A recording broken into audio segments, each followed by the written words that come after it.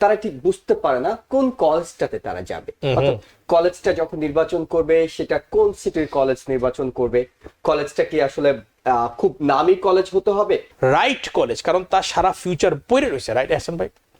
সারা ফিউচারই পড়ে রয়েছে। সে যদি এমন একটা প্রফেশন ক্যারিয়ার চুজ না করে যেটা করলে সে এনজয় করবে এবং গ্রো হবে, তাহলে সে 8 বছর হোক 5 বছর হোক, যেই সময় এক পর্যায়ে গিয়ে সে চেঞ্জ করবেই। এক্সপেরিমেন্ট করে দেখা গেছে যারা এইমটা লক্ষ্য থাকে, ফিক্স থাকে, তাদের রেজাল্ট কিন্তু খুব ভালো হয়। তাদের মানসিক হেলথটাও থাকে খুব ভালো, মেন্টালি তারা অলওয়েজ থাকে পজিটিভ, কারণ তারা একটা গোলের দিকে আগাইতেছে। কে একজন হয়তো খুব ভালো ম্যাথ পারে, কিন্তু তার বাবা মা চাচ্ছেন তিনি ডাক্তার হবেন। আবার সবাইকে ডাক্তার ইঞ্জিনিয়ার কেন হতে হবে?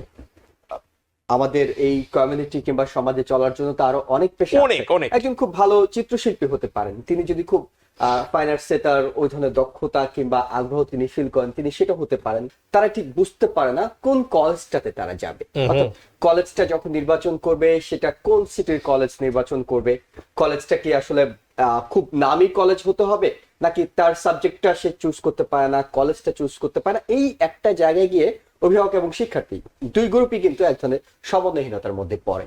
এই ক্ষেত্রে অর্থাৎ আপনার তো গোলটা ঠিক করে দিতে হবে, দেন আপনি দৌড়াবেন সে লক্ষ্যে। এই গোলটা ঠিক করতে কোন বিষয়টাকে আসলে অভিভাবকরাও একটু বোঝা উচিত, শিক্ষার্থীরও বোঝা উচিত যে আমার আসলে কতটা যোগ্যতা আছে। রাইট।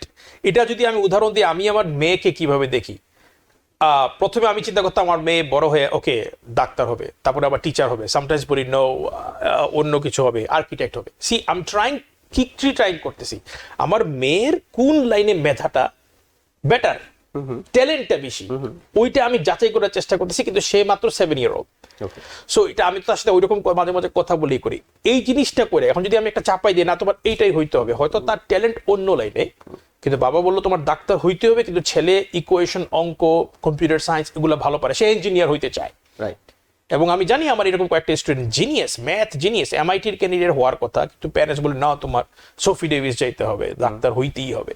সো এখানে একটা কনফ্লিক্ট হয়, প্যারেন্টসরা অনেক সময় মানতে চায় না, বলে তোমার বাবা ডাক্তার, চাচা ডাক্তার, অমুক ডাক্তার, তুমি কেন হবে না। বাট ওইটা আমরা ওইভাবে না গিয়া স্টুডেন্টের জন্য কোনটা right college, not the best college, right college, কারণ তার সারা ফিউচার পড়ে রয়েছে, রাইট হাসান ভাই? সারা ফিউচারই পড়ে রয়েছে। সে যদি এমন একটা প্রফেশন ক্যারিয়ার চুজ না করে যেটা করলে সে এনজয় করবে এবং গ্রো হবে, তাহলে সে 8 বছর হোক 5 বছর হোক, যেই সময় এক পর্যায়ে গিয়ে সে চেঞ্জ করবেই।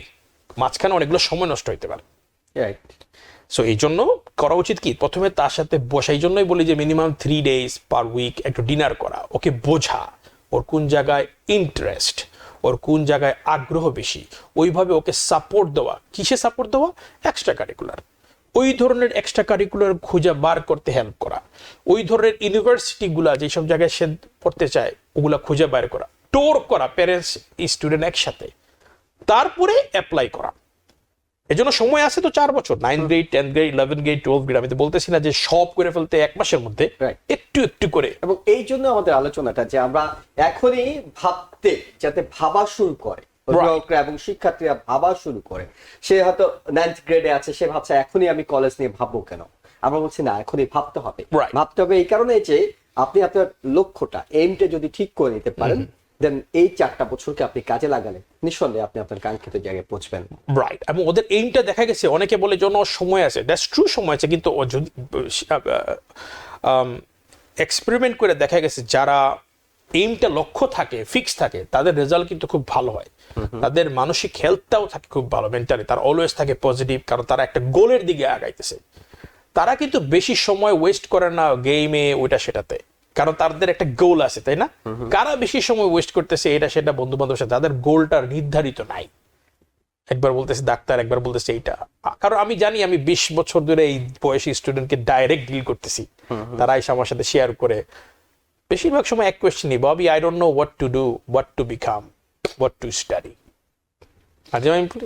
খুবই গুরুত্বপূর্ণ কিছু পরামর্শ আপনি দিচ্ছেন, যে আসলে এই যে না জানাটা, আপনি যখন জানেনই না, আপনি তখন সাঁতার কাটবেন কিভাবে?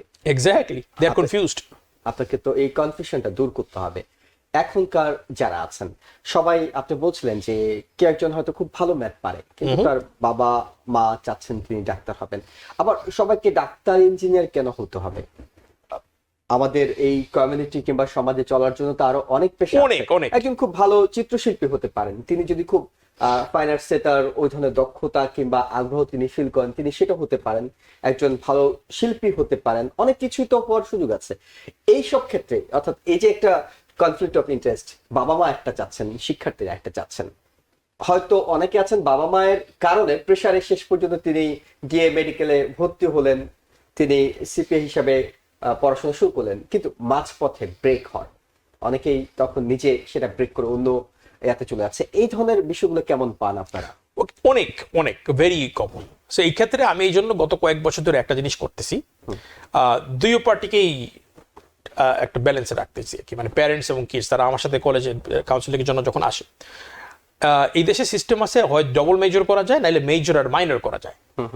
ধরেন প্যারেন্টস বললো না আমি ঠিক আছে আমি মেডিকেলে পড়াবো, আর বাবা ছেলে বললো না ঠিক আছে আমি বিজনেস করবো, এরকম একটা কয়েকজনই আছে। আমার বলছি ঠিক আছে নো প্রবলেম, তুমি মেডিকেলটা মেজর করো, প্রিমেড একটা সাবজেক্ট মেজর করো, আর বিজনেসটা মাইনর।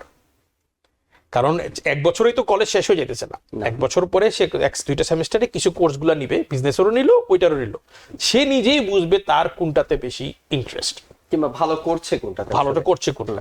এই এক বছর অথবা 1.5 বছর তার সে কলেজের অনেক বড় বড় প্রফেসরদের সাথে মিট করবে, নেটওয়ার্কিং করবে, অনেক ফ্রেন্ডদের সাথে কথা বলবে, প্যারেন্টসরাও অনেক শেয়ার করবে, রাইট? কারণ 45 ক্রেডিটস এর মধ্যে যতবার ইচ্ছা চেঞ্জ করা যায় মেজর।